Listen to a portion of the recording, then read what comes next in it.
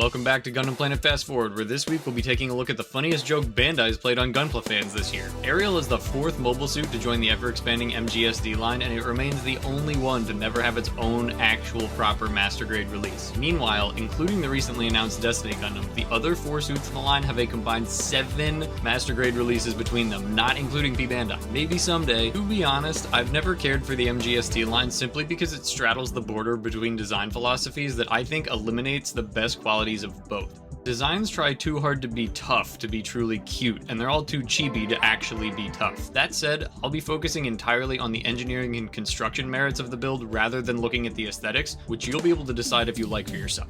For starters, I love and applaud the way that Bandai finally took the build weapons and accessories first approach in the manual. We always do it ourselves, just to avoid build fatigue, but we've never seen it in a Bandai manual before.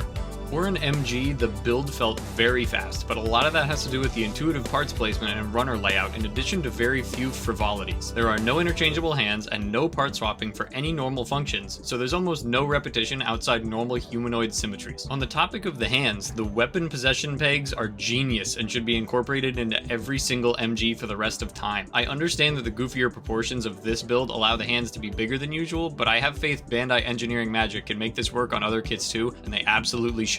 The finished product feels extremely sturdy while still maintaining its dynamic range, which is where this line really shines. There's a triple break in the knee and foot, a torso break with full swivel, a swing on the neck joint, full 90-degree lift on the shoulders, and a double joint in the elbows with swivel. The thighs also connect to the waist on a swing joint, so if there's a pose this model can't hit, the mobile suit probably couldn't even do it in the show. For me, it felt like an afterthought, but Bandai also included interchangeable blue and red metallic injection parts to recreate different permet scores. I personally wouldn't find myself changing them after I built the kit, but if that's something that you'd like to do yourself, the gimmicks are very intuitive and Pez dispenser-like, so that it's not a major headache, which is a feat in and of itself.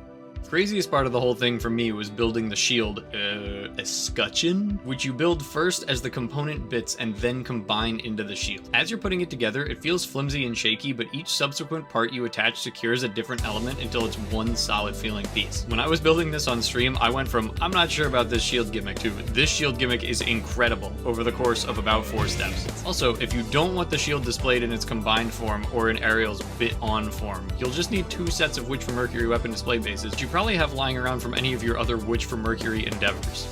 The bottom line here is that if you like the way this design looks, there is nothing to keep you from loving how the kit ends up. The construction is fast and intuitive, the posing is effortless and stable, and the accessories are unobtrusive and easy to incorporate into any display. This is a solid holdover until the day we finally get a full MG Ariel release, as well as a perfect jumping in point for anyone looking to see exactly what the MGSD line is all about. Thanks for watching!